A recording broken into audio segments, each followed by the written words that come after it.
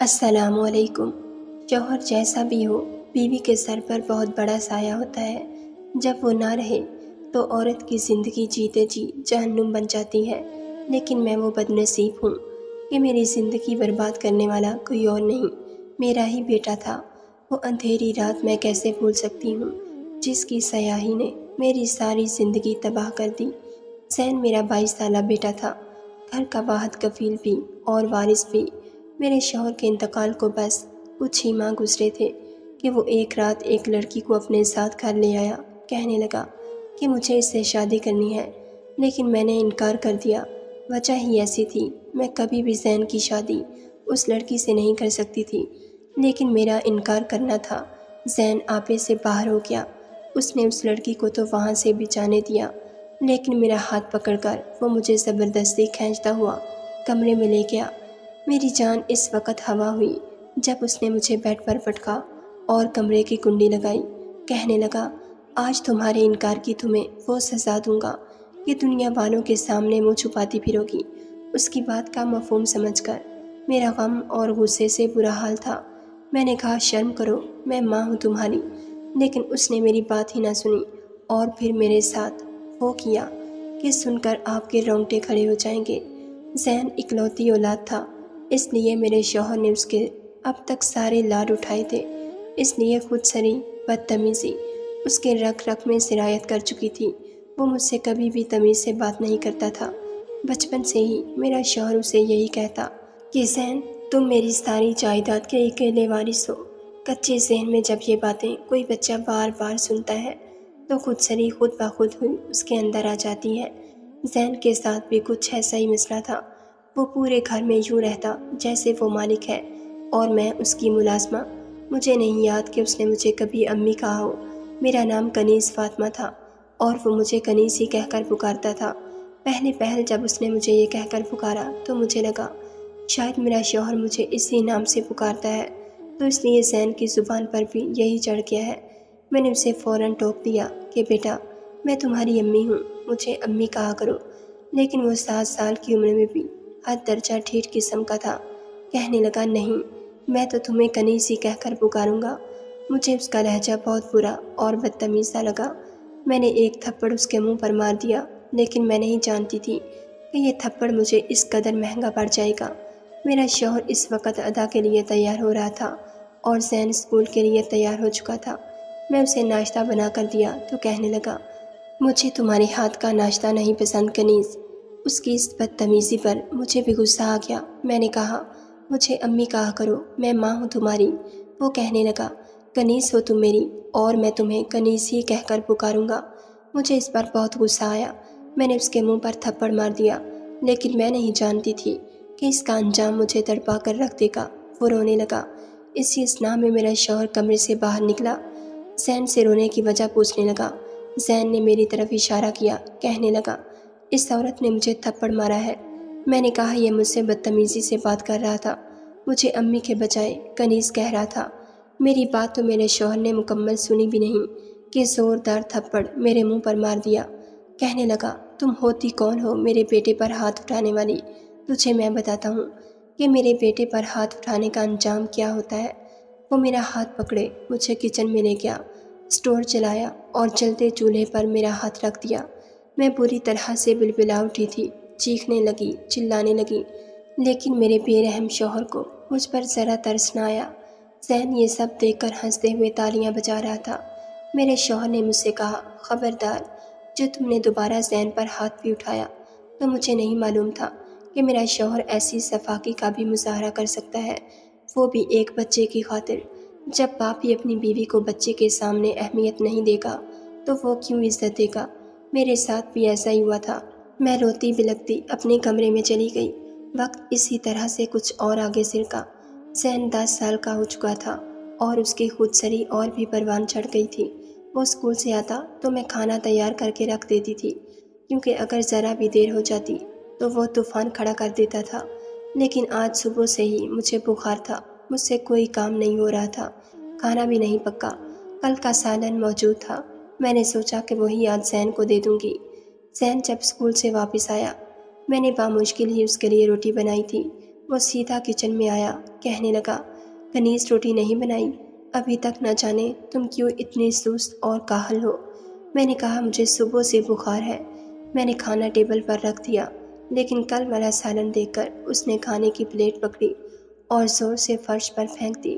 تم مجھے باسی کھانا کھلا کر بیمار کرنا چاہتی ہو۔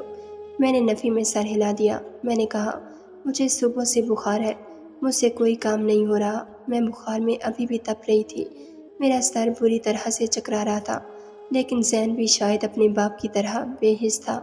کہنے لگا یہ ڈرامے میرے سامنے مت کر اور چل کھانا بنا۔ میں نے اس کی بات پر کان نہیں دھرے، کیونکہ مجھ سے کھڑا ہونا بھی محال تھا، کھانا بنانا تو دور کی بات تھی۔ میں اپنے کمرے میں جا کر لیٹ گئی۔ وہ چیختا چلاتا رہا، لیکن مجھ میں اتنی سکت نہ تھی کہ نئے سرے سے کھانا بناتی۔ میرا شوہر اپنے آفس سے شام کو ہی واپس لوٹتا تھا، لیکن آج شاید زین کے فون کرنے پر جلدی آ گیا تھا۔ میں اس وقت بخار میں بے حال پڑی سو رہی تھی جب وہ آیا اور میرا بازو پکڑ کر جھٹکے سے مجھے اٹھا کر بٹھا دیا۔ کہنے لگا، خرافات عورت، تجھے میں اس لیے بیاہ کر نہیں لایا کہ تو میرے بچے کو بھوکا رکھے گی۔ یہ کہہ کر وہ مجھے بالوں سے پکڑ کر کچن میں لے گیا۔ میرا تو بخار سے ہی برا حال تھا، سر چکرا رہا تھا۔ میں گھسیٹتے ہوئے شوہر کے ساتھ چلی گئی اور بامشکل بولی کہ مجھے شدید بخار ہے، مجھ سے تو چلا بھی نہیں جا رہا۔ میں نے کھانا بنا کر دیا تھا مگر زین نے… میں صرف اتنا ہی بول پائی تھی کیونکہ شوہر نے مجھے مزید بولنے کا موقع ہی نہ دیا، اور پھر گرم توے پر میرے ہاتھ رکھ کر میرے چہرے پر یکے بعد دیگرے کئی تھپڑ مارنے لگے۔ میں درد سے بلبلا اٹھی تھی۔ بخار تو پہلے ہی تھا، اب درد کی ٹیسیں پورے وجود میں پھیل چکی تھیں، مگر جب شوہر نے مجھ پر ہاتھ اٹھایا اور درد کی ٹیسیں پورے وجود میں سرایت کرنے لگیں تو میں چیخ مار کر بے ہوش ہو گئی۔ اس کے بعد شوہر کتنی ہی دیر مجھے مارتا رہا، مجھے کچھ یاد نہ رہی۔ آنکھ کھلی تو دیکھا کہ میں یوں ہی کچن کے فرش پر پڑی ہوں، میرے ہاتھ جلے ہوئے تھے اور میرے بال بکھرے ہوئے تھے، پورا وجود درد کر رہا تھا۔ بخار ابھی بھی تھا، مگر اس کے باوجود میں سسکتے ہوئے اٹھ کر پیچھے دیوار سے ٹیک لگا کر بیٹھ گئی۔ رات کا نہ جانے کون سا پہر تھا، تبھی مجھے قدموں کی چاپ سنائی دی۔ زین چلتا ہوا کچن میں آیا تھا اور آ کر میرے سامنے ایک حقارت بھری مسکراہٹ سجا کر کہنے لگا، جب کنیز مالک کی بات نہ مانے تو اس کا یہی حشر ہوتا ہے۔ مجھے اس روز انتہائی نفرت ہوئی تھی زین سے، مگر اس کے باوجود میں کچھ کہہ نہیں سکتی تھی کیونکہ وہ اس گھر کا مالک تھا۔ یہی سب تو وہ سنتا آ رہا تھا اس میں کہ اب اپنی ماں کی ذرا بھی عزت نہ رہی تھی۔ شوہر نے مجھ سے اگلے کئی روز تک کوئی بات نہ کی اور نہ ہی مجھے دوا لا کر دی۔ میں گھریلو نسخے اپناتے ہوئے ہی اپنی طبیعت ٹھیک کرنے لگی۔ اس کے بعد تو جیسے بھی حالات ہو، چاہے مر بھی رہی ہوں تو میں نے زین کی بات کو کبھی رد نہ کیا تھا۔ اس کے لیے تازہ کھانا بنایا کرتی اور اس کے ہر طنز کو خاموشی سے مانا کرتی، مگر اس کے باوجود اس کا رویہ دن بہ دن بگڑتا ہی چلا جا رہا تھا۔ شوہر میں بھی اب مجھ سے بات کرنا بند کر دی تھی۔ وہ زین سے بے حد پیار کرتے تھے اور مجھے سختی سے تنبیہ کر دی کہ جو زین کہے وہی کرو، اس کے حکم کے خلاف مت جانا۔ میری اب یہی کوشش ہوتی کہ باپ بیٹے کو شکایت کا موقع نہ دوں۔ میری ساری حسرتیں تو جیسے دل ہی دل میں دفن ہو چکی تھیں۔ زین 12 سال کا ہو چکا تھا اور اب سمجھدار تھا، مگر اس کی نفرت اور بدتمیزی تو جیسے عروج پر پہنچ چکی تھی۔ وہ مجھے کبھی بھی تمیز سے بلایا ہی نہ کرتا تھا۔ ایک روز وہ گھر پر ہی تھا، آج اس نے اسکول سے چھٹی کی تھی۔ میں جب اس کے کمرے کے باہر گئی تو مجھے اندر سے عجیب سی بدبو آنے لگی۔ میرے تو رونگٹے کھڑے ہو چکے تھے۔ میں نے ایک جھٹکے سے جب دروازہ کھولا تو اندر زین بیٹھا تھا اور اس کے ہاتھ میں سگریٹ تھا۔ وہ نیم دراز بیٹھا ہوا سگریٹ کے کش لگا رہا تھا۔ میرے تو پیروں کے نیچے سے زمین نکل چکی تھی۔ 12 سالہ لڑکے کے ہاتھ میں سگریٹ! میں نے آگے بڑھ کر زین کے ہاتھ سے وہ سگریٹ چھین لی اور پھر اس کے چہرے پر تھپڑ مار دیا اور کہنے لگی کہ تمہاری ہمت کیسے ہوئی اسے ہاتھ لگانے کی؟ کیوں اپنی جان کے دشمن بنے بیٹھے ہو؟ آنے دو تمہارے ابا کو، آج ہی بتاتی ہوں۔ مگر زین نے تو حد ہی کر دی۔ وہ غصے سے بھر کر اٹھا اور بغیر لحاظ کیے میرے چہرے پر تھپڑ مار دیا۔ میں سن سی کھڑی سکتے کی کیفیت میں چلی گئی۔ وہ میرا بیٹا تھا اور اپنی ماں پر ہاتھ اٹھا چکا تھا۔ میں نے بے یقینی سے زین کی جانب دیکھا اور بولی کہ کیا تمہیں ایک پل کے لیے بھی شرم نہ آئی؟ میں تمہاری ماں تھی اور تم مجھے ہی تھپڑ مار دیا۔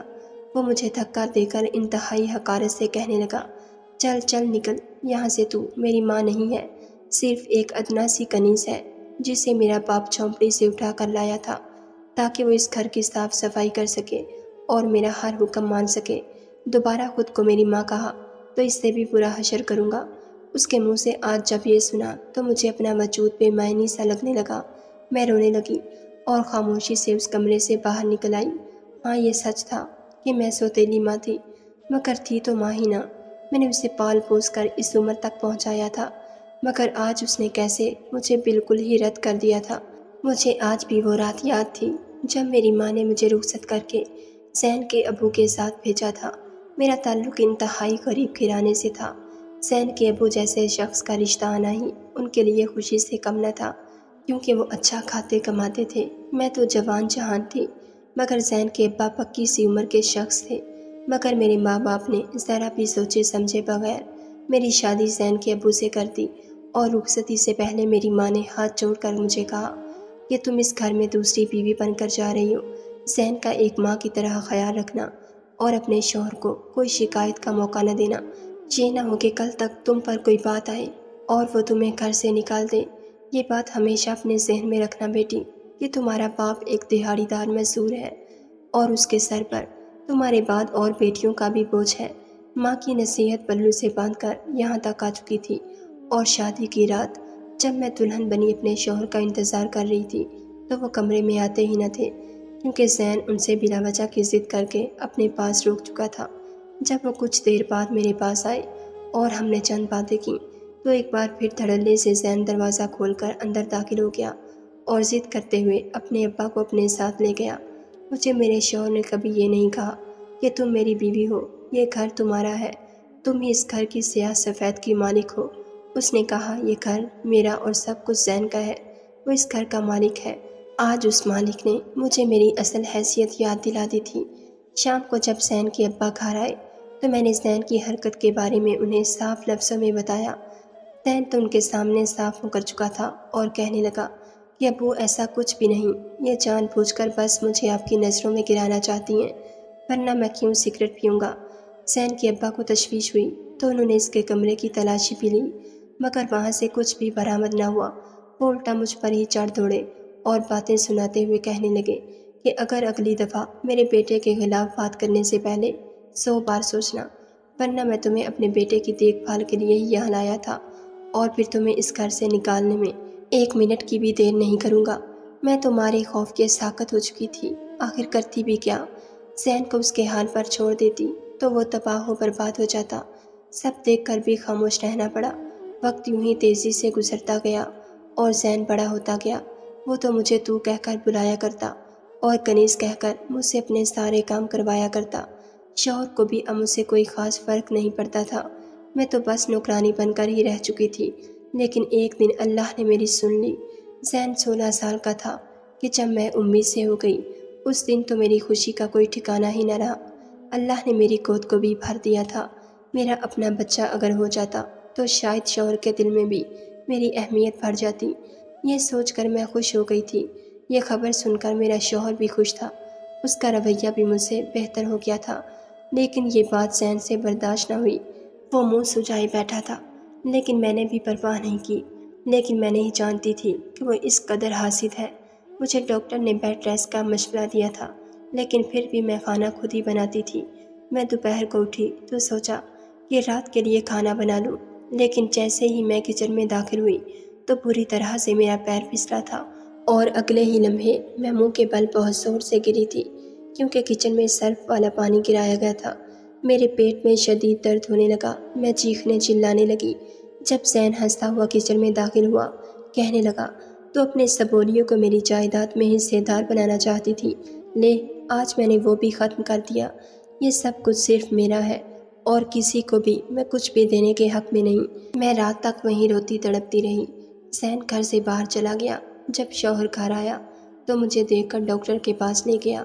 میرا بچہ ضائع ہو چکا تھا۔ میں بہت روئی، لیکن اس کا الزام بھی شوہر نے مجھ پر لگا دیا کہ میں کچن دھونے کی کوشش کرنے لگی تو میں گر گئی۔ یہ بات بھی زین نے ہی انہیں بتائی تھی۔ زین اب 19 سال کا ہو چکا تھا اور اس کی عادتیں مزید خراب ہو چکی تھیں۔ کئی راتیں گھر سے باہر رہتا، झूठ बोलकर अब्बू से पैसे लेना, मुख्तसर तमाम तर बुरी आदत जैसे उसमें समा चुकी थी।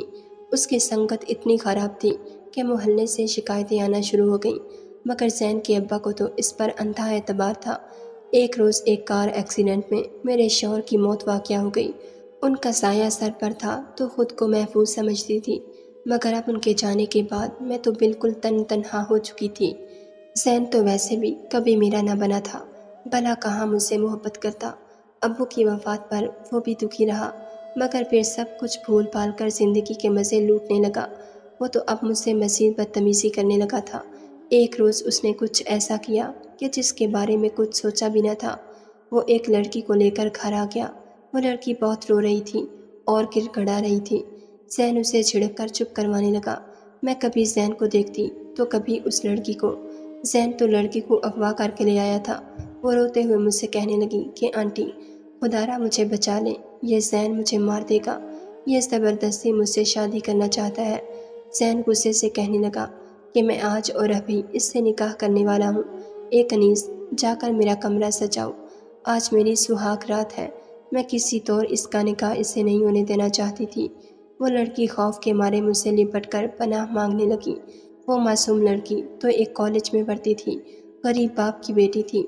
ज़ैन का उस पर दिल आ गया और उसे मनाने लगा, मगर वो इसके झांसे में जब ना फंसी तो आज वह ज़बरदस्ती उसे उठाकर घर ले आया था। ज़ैन इस हद तक गिर सकता था, मैं सोच भी नहीं सकती थी। मैं उस लड़की को ज़ैन से छुड़वा कर अपने पास ले आई और गुस्से से कहने लगी कि मैं तुम्हें इस लड़की के साथ ज़्यादती हरगिज़ नहीं करने दूंगी। जाकर इसे वापस छोड़ कर आओ, वरना मुझसे बुरा तुम्हारे लिए कोई नहीं होगा। वो ढिठाई की हर हद पार करते हुए मेरे करीब आया और झटकते हुए बोला, क्या करेगी तू? तू कर ही क्या सकती है कनीज़? मुझे धमकी देगी? इतने पर निकल आए हैं तेरे। चुपचाप लड़की को इधर कर, वरना। मैंने ज़ैन को डांटा और मना किया कि मैं तुम्हारी शादी इसके साथ हरगिज़ नहीं होने दूंगी। अगर तुमने इसके साथ ज़बरदस्ती की तो मैं पूरे मोहल्ले को तुम्हारे करतूतों का बताकर तुम्हारे खिलाफ सख्त इक़दाम उठाऊंगी। मगर ज़ैन तो जैसे आग बगोला हो चुका था। उसकी अना को ठेस पहुंची थी कि उसकी सौतेली माँ ने उससे ज़ुबान दराज़ी की है। वो इससे भी बढ़कर मेरे करीब आया और मुझे बाजू से पकड़कर बोला कि तेरी इतनी हिम्मत कि तू मेरे सामने ज़ुबान चलाए। आखिर तुझे इतनी इजाज़त दी किसने कि तू मेरे सामने खड़ी रहकर इस कदर फूट सके? आज मैं तेरा वो हशर करूँगा कि रहती दुनिया तक तेरी जैसी औरतें याद रखेंगी। मैं तुम्हारे खौफ के उसे देखने लगी थी, इससे पहले कि कोई रद्द अमल ज़ाहिर करती। ज़ैन मुझे पकड़कर कमरे में ले गया और बेड पर पटक दिया। मैं हैरत और बेयकीनी से ज़ैन को देख रही थी। आखिर ये करने क्या वाला था? ज़ैन जो दिखा रहा था, दिमाग वो मानने को तैयार न था। वो दरवाज़ा बंद कर चुका था और मैं हैरानगी से देखती रह गई कि आखिर वो करना क्या चाहता है। वो मेरे पास आया और फिर बोला कि अब देखना मैं तुम्हारा हशर क्या करता हूँ। तुम सारी ज़िंदगी किसी को मुंह दिखाने के लायक नहीं रहोगी। उसका लबो लहजा सुनकर तो मैं दंग रह चुकी थी। आखिर वो ऐसा भी सोच सकता था? मैं गुस्से से उसकी जानिब देखने लगी और एक सन्नाटेदार थप्पड़ पूरी कुव्वत से उसके चेहरे पर दे मारा। वो बिलबिला उठा था। मैं उसके चेहरे पर थूक कर बोली कि शर्म करो, माँ का दर्जा रखती हूँ मैं तुम्हारे लिए। अंधे मत बनो, तुम इंसान हो, बागैरत बनो। खुद को इस हद तक मत गिराओ कि जहन्नुम भी तुम्हें कबूल न करे। ज़ैन का पारा हाई हो चुका था। उसकी आंखों में तो जैसे खून उतर चुका था। फिर उसने मुझे अपनी गिरफ्त में लेकर मेरे साथ जो गलत हरकत करना चाही, वो सोच कर ही मेरे रोंगटे खड़े हो गए। उस पर तो जैसे मेरी किसी बात का असर ही न हुआ था। मैं सौतेली ही सही, मगर उसकी माँ थी और उसके मरहूम बाप की बीवी थी। मैंने उसे खुद से दूर किया, मगर वो तो मुझ पर तशद्दुद के साथ ज़्यादती करना चाहता था। उसने मुझे दोबारा बिस्तर पर पटक दिया और बालों से दबोच कर गालियाँ बकता हुआ मुझसे ज़बरदस्ती करने लगा। मैं ऐसे हार नहीं मान सकती थी। ज़ैन जैसे दरिंदा सिफ्त लड़के को आज सबक सिखाना ज़रूरी था। मैंने फ़ौरन हिम्मत करते हुए साइड टेबल पर मौजूद कांच का गुलदान उठाया और ज़ैन के सर पर दे मारा। मैंने उसे ज़ैन के सर पर कई बार किए। वो ज़मीन पर गिरकर तड़पने लगा। खून की फव्वारें निकलकर आसपास फैलने लगी थी। उसके सर में कांच के टुकड़े बेबस हो चुके थे और वो तड़प रहा था। मैं हाँफती हुई ज़ैन को देख रही थी और आखिरी बार उसके सर पर दोबारा गुलदान पटकते हुए यूं बोली, थू है तुम पर और तुम जैसों पर। تم تو وہ ناسور ہو جسے پیدا ہوتے ہی مر جانا چاہیے تھا۔ تم انسان نہیں، سانپ ہو جسے دنیا جہان کی عزت اور محبت دے کر بھی دیکھ لی۔ اس کے باوجود وہ اپنے ہی پالنے والے کو ڈسنا نہیں چھوڑتا۔ زین زمین پر گرا، تڑپ رہا تھا، کرا رہا تھا اور مدد مانگ رہا تھا، مگر میں وہیں زمین پر سہم کر گری رو رہی تھی۔ زین کی اب سے لے کر بچپن کی ساری یادیں اور بدتمیزیاں میرے دماغ میں کسی فلم کی طرح چلنے لگی تھیں۔ میں نے ایک نظر اپنے وجود پر ڈالی، بکھرے بال اور جگہ جگہ سے پھٹ چکے کپڑے۔ مجھے گھن آئی تھی زین سے۔ وہ تڑپ تڑپ کر اب بے حرکت ہو چکا تھا، خون بہہ کر مجھ تک آیا، مگر میں یوں ہی بت بنی بیٹھی اسے دیکھتی رہ گئی۔ ناظرین، اگر آپ کو ہماری ویڈیو پسند آئی ہے تو لائک ضرور کیجیے اور ایسی مزید ویڈیوز دیکھنے کے لیے ہمارے چینل کو سبسکرائب کر لیجیے۔